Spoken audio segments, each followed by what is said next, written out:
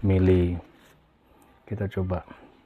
Untuk yang material-material baja bekas itu enak banget.